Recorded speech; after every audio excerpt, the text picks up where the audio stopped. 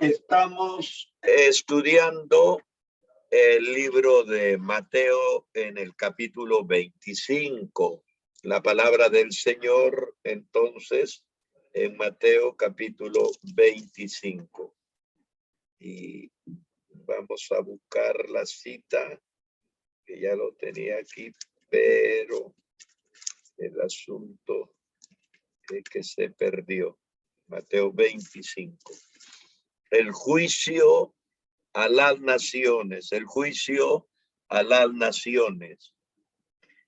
Vamos a tomar algunos versículos nomás para evitar extender mucho el tiempo. Mateo 25 del 31 al 46 dice, Mateo 25 del 31 al 46, cuando el Hijo del Hombre venga en su gloria y todos los ángeles con él, entonces se sentará en su trono de gloria y serán reunidas delante de él todas las naciones y apartará los unos de los otros como aparta el pastor las ovejas de los cabritos. Y pondrá las ovejas a su derecha y los cabritos a su izquierda.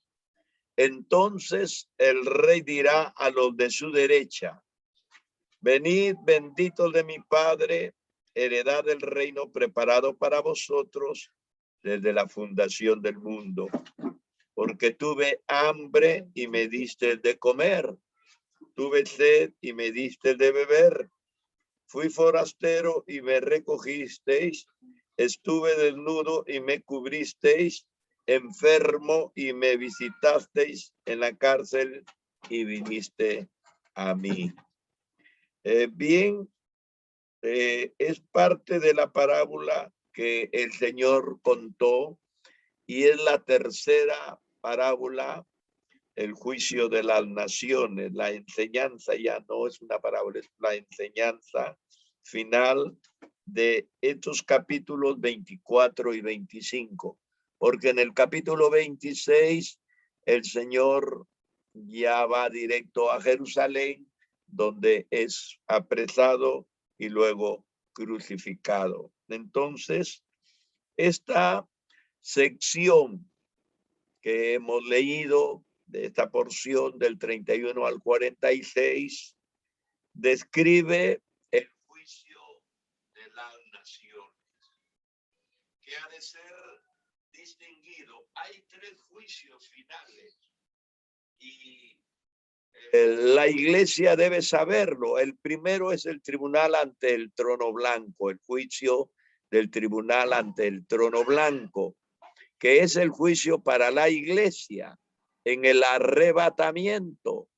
El segundo juicio es el juicio de las naciones y que es al final de la gran tribulación. Y el tercer y último juicio es el juicio ante el trono blanco, conocido como el juicio de los perdidos. Entonces, este es el juicio que estamos viendo sobre el juicio de las naciones, de las naciones. El juicio de las naciones o de los gentiles. La palabra griega significa lo uno o lo otro. Cuando en la Biblia habla de la tierra, está hablando de Palestina. Cuando habla de la nación, está hablando de Israel. Y cuando habla de las naciones o de los pueblos, está hablando de los gentiles. Esa es la forma como la Biblia reconoce y marca la diferencia entre Israel, el pueblo de él, y las naciones paganas que son llamadas a la conversión, pero que no son parte del pueblo de Israel, ¿no? Entonces, este juicio tiene lugar en la tierra después que Cristo viene a reinar, como lo anuncia claramente el versículo. Dice el versículo 31 que hemos dado lectura, cuando venga el Hijo del Hombre. cuando venga el Hijo del Hombre, venga en su gloria y todos los santos con él. Si es correcto identificarlo con Joel 3, el desplazamiento donde él va a venir es el valle de Josafat, fuera de Jerusalén. Las naciones allí serán juzgadas según el tratamiento que hayan aplicado a los hermanos judíos de Cristo durante la tribulación. El juicio ante el tribunal de Cristo solo es para la iglesia y es un juicio de recompensas. Y el juicio ante el gran trono blanco es un juicio de condenación. Entonces, este es un juicio intermedio que tiene que ver pues con la culminación de la gran tribulación y el principio del reino milenial de Jesús. Eso es lo que tenemos que saber y poder distinguirlos. Bien, ante este juicio comparecen tres clases de personas. Y es importante observar que se mencionan estas personas que van a ser juzgadas. Habla de ovejas, habla de cabritos y los hermanos de Cristo. Tres clases de personas. Las ovejas y los cabritos, sobre lo que Cristo juzga, son gentiles que vivirán durante la tribulación. De ahí saldrán las ovejas, de los cabritos, y todo esto tiene que ver con el mundo gentil. Y los hermanos de Cristo son los fieles hermanos judíos de Jesús, que se rehusarán y negar el nombre de Jesús durante la tribulación. Antes de la tribulación, estos judíos no aceptaban que Jesús sea el Mesías, pero al ser participantes de esta gran tribulación y ver la opresión satánica a través de la trilogía de las tres bestias, entonces todos estos conflictos bélicos llevarán a los judíos a entrar en razón, y ellos en la gran tribulación, ellos preferirán la muerte, la persecución, antes que negar a Cristo. Entonces terminarán identificándose con el Señor que antes negaron. La recompensa y castigos para estas personas. El rey sitúa a las ovejas a su derecha y a los cabritos a su izquierda. Es lo que dice la Biblia. En lugar de las ovejas, luego invita a las ovejas a entrar en su glorioso reino preparado desde antes de la fundación del mundo.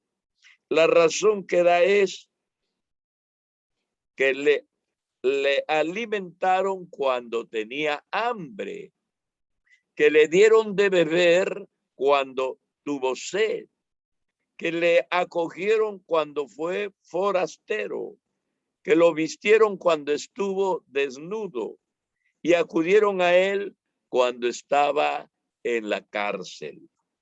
Las ovejas, cuando escuchan de los labios de Jesús decir que ellos van a ser recompensados por estas cosas que acabo de mencionar, entonces las ovejas profesarán ignorancia de haber jamás mostrado tal bondad al rey. Ellos dirán que ni siquiera había estado sobre la tierra en la generación de ellos. ¿Cuándo te hemos visto? ¿Cuándo te hemos dado? ¿Cuándo te hemos visitado? Conscientemente ellos saben que no han hecho eso con Jesús. Entonces Jesús les explica que al actuar bondadosamente para con uno de estos mis hermanos más pequeños, habían actuado bondadosamente con Él. No me lo han dado a mí directamente, sino lo han hecho y le han dado a mis hermanos más pequeños. Entonces Jesús declara que todo lo que se haga es recompensado como si fuese hecho a él mismo. Todo lo que hacemos para un discípulo del Señor. Así que esto los convence a ellos, porque efectivamente ellos no hicieron algo para Jesús, pero sí para los pequeños de Jesús, ¿no? Entonces, las ovejas serán recompensadas con la vida eterna. Mire, qué tremendo. Ellas van al juicio, el Señor les comienza a explicar, ellas han dado, han hecho, han ayudado con mucho amor, no pensando en Jesús, sino pensando en los discípulos de él. Y al final han encontrado su recompensa. ¿Cuál es la recompensa? La vida eterna. En esta pandemia hemos visto que muchos han perdido la vida y se narra algunas experiencias de las personas que han sobrevivido, cómo los enfermos han rogado que les ayude, cómo han pedido que los atiendan, ¿no? Ellos querían vivir, seguir viviendo, no querían morir, pero nosotros sabemos que en esta pandemia parece que el corazón humano de la gente se endureció tal y mucha gente ha muerto por descuido, por falta de una atención esmerada y personal. Ahora, esto es pedir que se nos prolongue la vida algunos años más. Pero en este juicio, la oferta de la vida no es para algunos años más. La oferta de la vida es para la eternidad.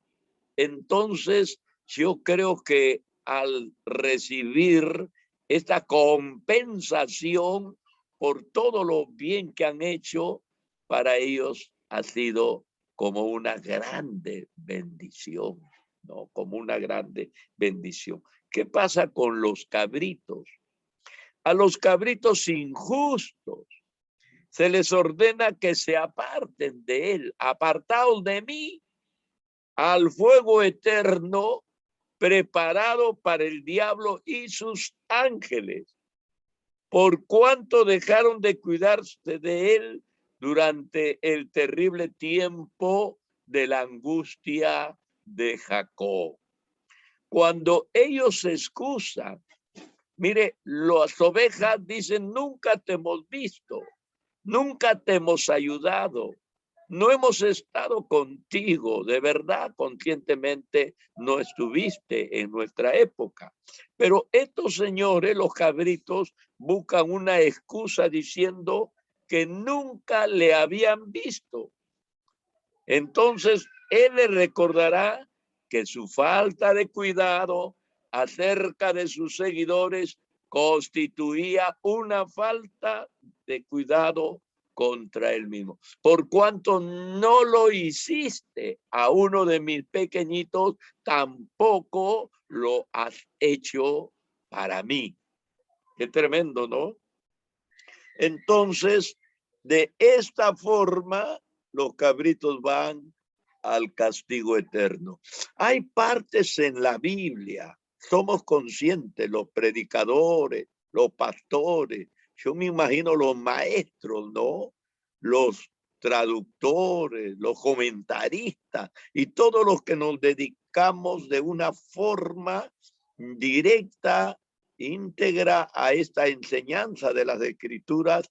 Hay pasajes que nos parecen un poco incomprensibles. Por eso es que la palabra de Dios dice que las cosas de la Biblia tienen que juzgarse espiritualmente. ¿Por qué? Porque el hombre carnal siempre está pensando en las cosas de la carne. en el fracaso humano, en la corrupción, en la maldad desenfrenada, en la violencia, mientras que el hombre espiritual siempre está pensando en las cosas espirituales y entiende a Dios no solamente en su amor, en sus ofertas, sino que entiende a Dios también en sus juicios. Eso es lo bueno. Aquí se suscita entonces el problema del castigo y las recompensas. Esto es un problema de nunca acabar en la teología cristiana, sobre la soteriología o la salvación. La Iglesia Universal dice que somos salvos por obras. Entonces, si somos salvos por obras, el activismo, el dar, el hacer, es suficiente para alcanzar la salvación. No se necesita la fe, no se necesita tener la visión del Cristo glorificado en ese caso. Si la gente es bondadosa, si la gente es dadivosa, entonces es justa retribución para que sea salva. Pero no es así, claro que no. Por eso el problema sobre el castigo y la recompensa suscita dos problemas. Primero, este pasaje parece enseñar. ¿Qué parece que enseña? Que las naciones se salvan o se pierden colectivamente. Lo primero. Entonces, Dios va a enjuiciar a todos los peruanos. O Dios va a salvar a todos los peruanos. En el principio, aunque hayan buenos, pero si son peruanos, al juicio y a la condenación. O si son salvados, aunque sean malos, a la salvación. Parece confundir, ¿no? Sin embargo, se debe recordar que Dios trata con las naciones como un todo. Está hablando de una forma general. La historia del Antiguo Testamento nos da ejemplo de las naciones castigadas. Para poner uno solamente, el caso de Sodoma. Pero Dios estaba dispuesto en Sodoma a no castigarla con una sola condición. Si ahí había 10 personas justas. Es lo que le dijo a Abraham. Bueno, si ahí hay 10 personas justas, yo no la destruiré. Pero no había ni 10 personas justas. Solo estaba Lot y su esposa y sus 2 hijos. O sea, habían 4 personas nada más. Ahora, Dios castigó a Sodoma y Gomorra, sí, pero también la Biblia dice que salvó a Lot y sus hijas. Por supuesto, la esposa renegó, no se salvó. Eso lo sabemos todos. La historia bíblica y toda literatura sabe que la esposa de Lot se perdió. Entonces, significa entonces que en el resultado vayan a estar involucradas personas individuales de la nación. Sí, sí, claro.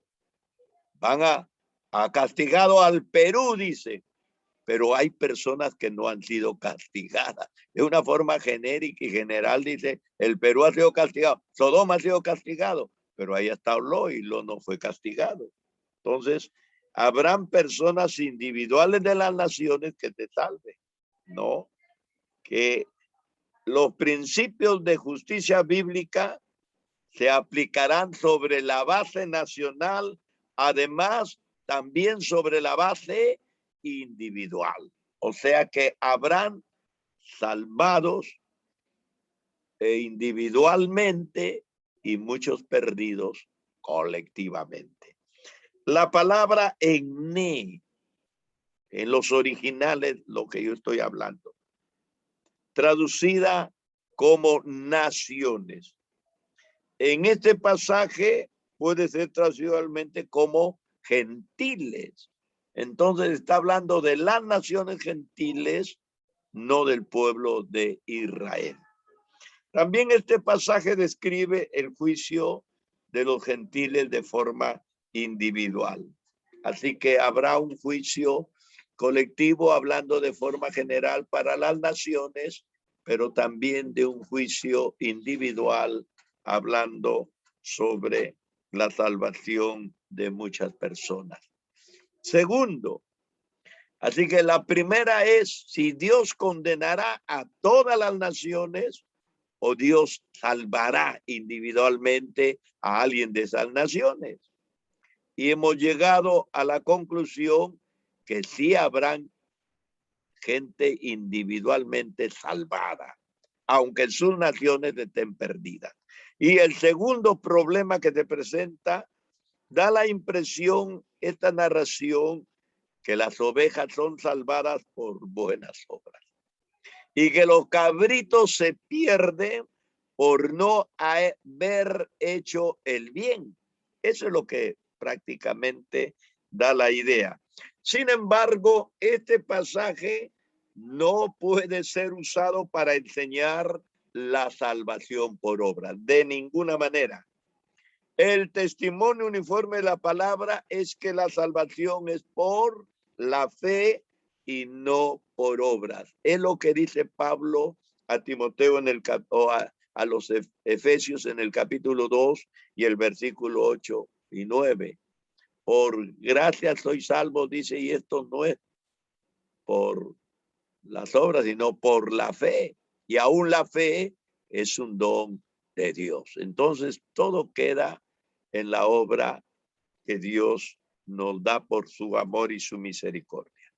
Así que la Biblia es igual de enfática en mantener que la verdadera fe produce buenas obras. Eso es otra cosa. Si hay un cristiano, verdaderamente cristiano, su sentir es una cosa y su quehacer es también algo que secunda su sentir. Si una persona está llena de amor, pues sus obras serán llenas de amor, serán de perdón, serán de servicio, será de compañerismo, serán de reconciliación. Siempre buscará que las cosas lleguen a buen término. Eso es lo que nos da la impresión, ¿no? Entonces, hemos de comprender que los gentiles no son salvados por actuar bondadosamente con el remanente judío, sino que esta bondad refleja su amor para con el Señor. Así que no porque hicieron una obra a los judíos perseguidos, maltratados, sino porque hicieron una obra como para el Señor. Termino tal vez esta enseñanza sobre la trascendencia de lo que Jesús quiere que usted y yo sepamos, ¿no? Y se debería hacer mención de 3 puntos. Primero, ¿qué es lo que quiere enseñarnos Jesús con esta narración? Primero, que el reino ha sido preparado para los justos desde antes de la fundación del mundo. Y está hablando del milenio. Hay una secta que dice que nosotros no iremos al cielo. Nadie irá al cielo. Todos van a reinar en la tierra. Efectivamente, hay muchos pasajes de la palabra del Señor que se refieren al reino milenial de Cristo. Pero el reino milenial de Cristo, como su nombre mismo lo dice, dura solo 1000 años. Y el Señor no está hablando de que estará con su pueblo 1000 años, sino por una eternidad. Así que es un periodo de la gracia, solamente este asunto de los 1000 años. Mientras que el infierno, sí, mire, El infierno fue preparado para el diablo y sus ángeles. O sea, el reino de Dios ha sido preparado para los justos, para los que se salvan. Y el reino y el infierno ha sido preparado para el diablo y sus ángeles. El deseo de Dios es que los hombres reciban bendición. El infierno originalmente fue dispuesto no para la raza humana. En esto tienen razón algunas sectas cuando dicen Dios no ha creado el infierno para el ser humano. Efectivamente, Dios no ha creado el infierno. Ahora nosotros sabemos por la palabra que en el juicio final el Hades, la muerte y el Hades, la muerte y el infierno serán lanzados al lago de fuego. Así que ya no va a haber infierno, claro que no. Y el espíritu de muerte, claro que no, ya no habrá. Tanto el infierno como la muerte serán lanzados al lago de fuego. Entonces, si los hombres rehúsan tercamente la vida, necesariamente están escogiendo la muerte. O sea, Dios no ha preparado el infierno para los seres humanos. Es la terquedad, es la dureza de corazón, es la maldad, es la preferencia de las personas para elegir. ¿Queremos vivir o queremos morir? ¿Queremos ir a la vida eterna para gozar de las bendiciones o ir a la condenación eterna para sufrir las maldiciones? Así que esto es lo primero. Esto es lo primero. Segundo, que el Señor Jesús se refirió al fuego eterno, al castigo eterno y a la vida eterna. Tres cosas que el Señor está diciendo en esta porción de la Biblia. Al fuego eterno, al castigo eterno y a la vida eterna. Entonces, la misma persona que habló de la vida eterna enseñó acerca del castigo eterno. Y esto es lo que no entiende la gente. Cuando predicamos del Dios lleno de amor, es una fase de la personalidad de Dios, de su atributo. Pero también tenemos que predicar la segunda fase, la justicia de Dios, que Él no tomará por inocente al culpable. Eso es lo que dice la palabra de Dios, ¿no? Por cuanto se usa la misma palabra eterno para describir ambas cosas, tanto el fuego o castigo y tanto la vida. Es inconsecuente entonces aceptar la una sin la otra. ¿Habrá vida eterna? Sí. ¿Habrá castigo eterno? Sí. ¿Habrá fuego eterno? Sí. O sea, tanto el fuego, el castigo como la vida, todas tendrán la misma característica, que será eterna. Si la palabra traducida eterno no significa que permanece para siempre, entonces no hay palabra en la lengua griega que pueda comunicar este significado. La Biblia está hablando definitivamente de una eternidad. Ahora bien, sabemos que significa que permanece para siempre. ¿Qué es la eternidad?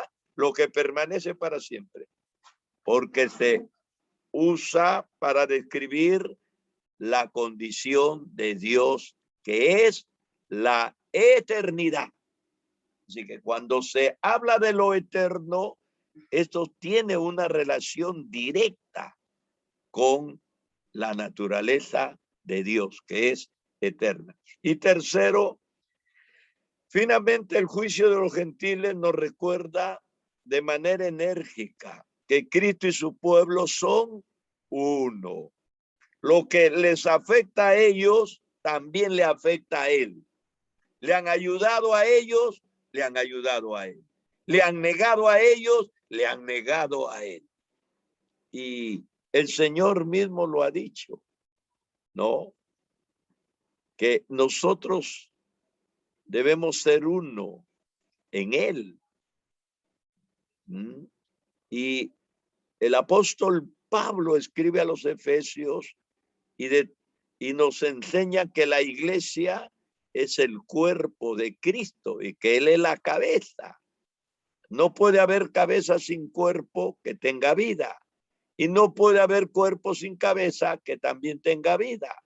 Puede encontrarse un cuerpo sin cabeza, pero está muerto el cuerpo. O puede encontrarse una cabeza sin cuerpo, pero está muerta la cabeza. Es lo lógico.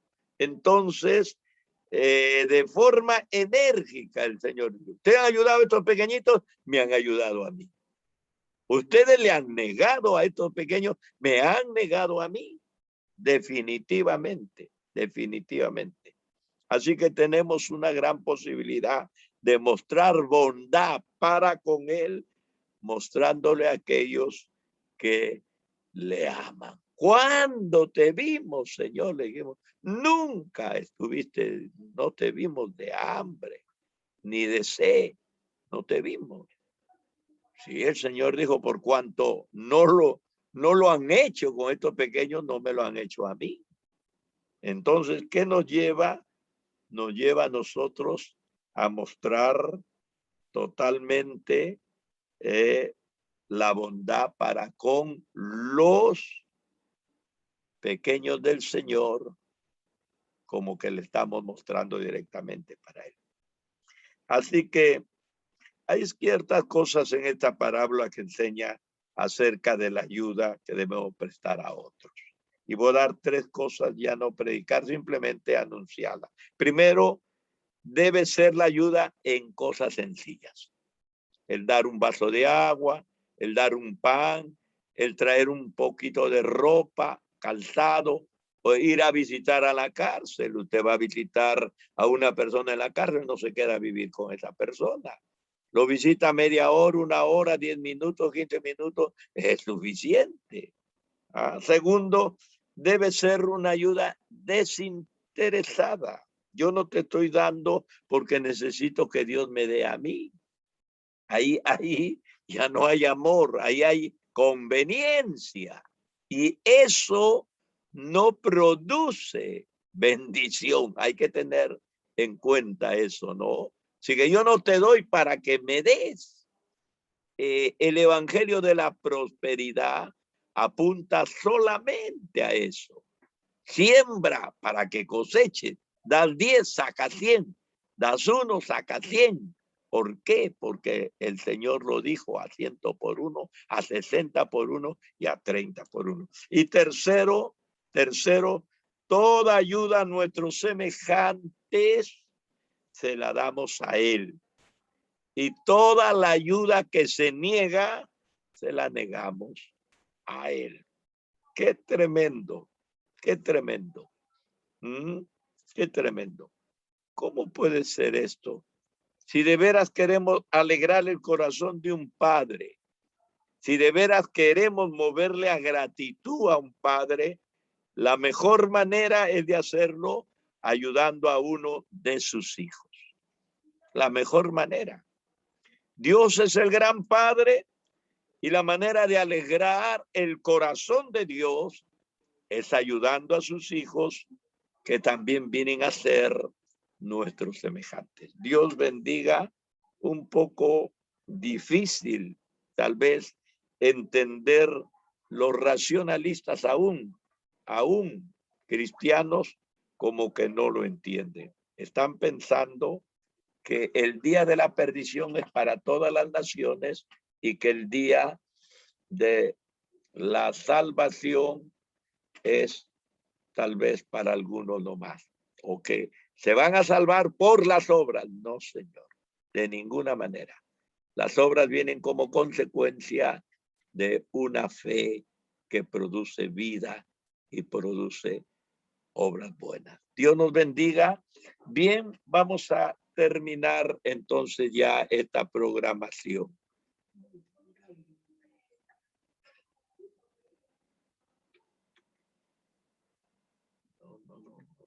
Vamos a terminar.